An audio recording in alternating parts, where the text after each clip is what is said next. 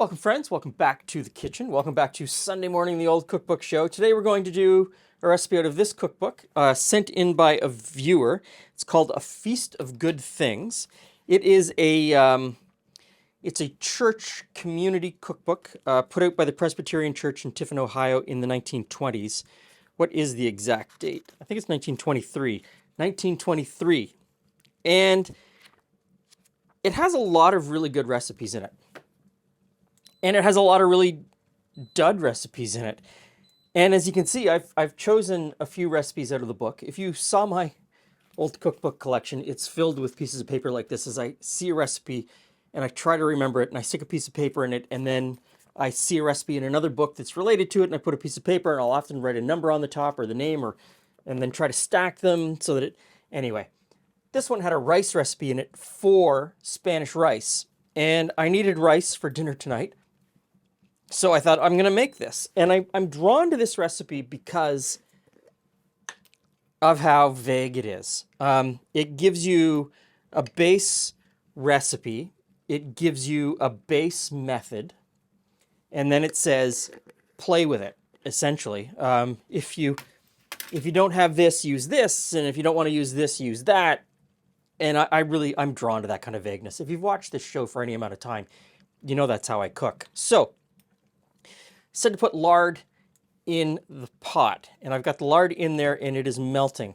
Says next I'm supposed to fry an onion, but I'm not supposed to get any color on the onion, just until it's translucent or clear. Now, I'm using red onion, and the only significance to the red onion is a 5-pound bag of red onions on sale at the grocery store for $2. So, for the next little while, everything that I cook is going to have red onion in it. You got to save a little bit of money everywhere you can. All the little pennies count up. So this is called Spanish rice. And historically, there's a whole class of recipes that are called Spanish something. And it's a nod to the fact that Spain in Europe was the first country really to cook with tomatoes.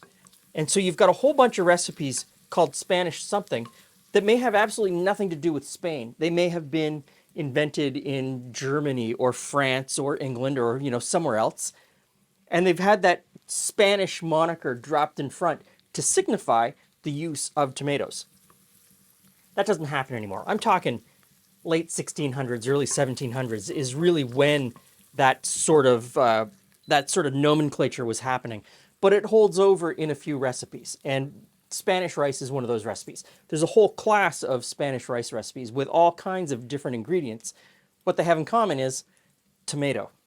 Now, Mrs. F.R. Hall is telling me to make sure I don't get any color on these, so I'm going to add in now the rice, and I'm supposed to stir in the rice, coat it with the oil, and cook it again until it just starts to go clear. As wishy-washy as she is with the rest of this recipe, the method she's presenting here, the way that we're handling the rice and the onion and the oil before we add the liquid, it's a solid method. It really is a solid method. So I'm just going to let that go a little bit. You don't want the heat too high, but you want to get that sort of translucent or clear look to the rice. So at this point, I'm going to pour in the tomatoes.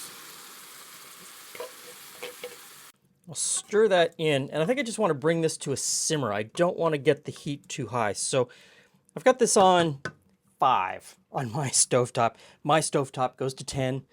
I've got it on 5, so halfway. The next part is, it could be a little more clear to me. Let's take a read through. It says now to add salt and sugar, but not how much. So I'll get some salt and sugar. It says cook until rice is well done, and then, comma, season with Gebhart's Eagle brand chili powder. So I've got some chili powder here. I take from that instruction that I add the chili powder when the rice is done cooking. My instinct, though, is to throw the chili powder in now so that it really sort of cooks in, makes the whole dish as one. I'm torn on that. She also goes on to say, though, season with Gebhard's Eagle brand chili powder. No doubt other brands just as good. So, you don't have to use it if you don't want to. You could use another brand. Feel free to make substitutions that you like. It also says, and this kind of throws me a little bit, can use a chopped bell pepper instead of chili powder. I don't know how a chopped bell pepper is a substitution for the chili powder. It's not going to add the same flavor. It will be a completely different dish. So I've got some salt and I've got some sugar. How much of each one? I don't know.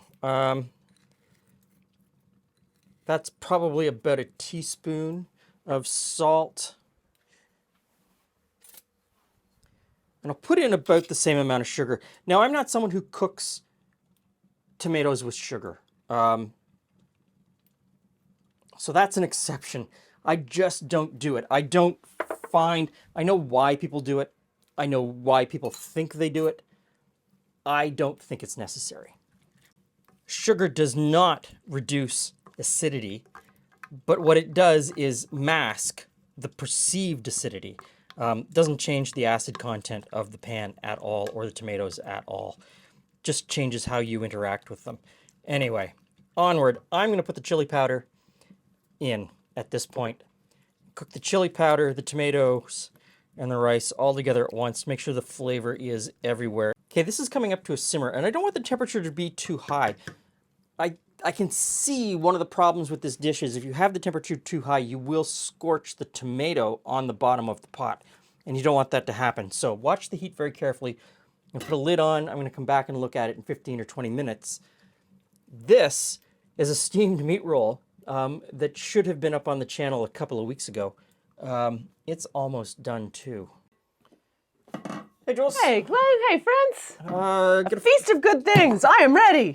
Bring it on. Get a fork. I think this is a fork, or it might be a. Could be a spoon. Could be a spoon. Got that, whatever. So a very basic Spanish rice recipe from a church cookbook in Ohio, from the First Presbyterian Church in Tiffin, Ohio. Oh, there you go. Is there ever a second Presbyterian church? You know what? Not in the town that I grew up in. Okay, there was a first, but there was no second. Okay. They had great hopes. Mm-hmm. Yeah. It's got that Spanish rice feel, taste, kind of flavoring to it. You could expand upon it, add in some, some various fish, shrimp, whatever. Mm-hmm.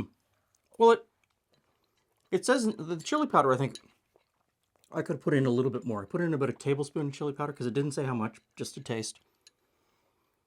Could have used a little bit more. It does say that if you don't have chili powder, you could put in green pepper instead, or bell pepper instead, and I don't know how that would flavor it. No, but you could add peppers. Be really good. You probably add celery. I'd still put the peppers in it, yeah. Celery would be a really good additive to it. Shrimp. Mm-hmm. Good place to start. A really good base recipe, solid method. There you go. What else do you need? Thanks for stopping by. See you again soon.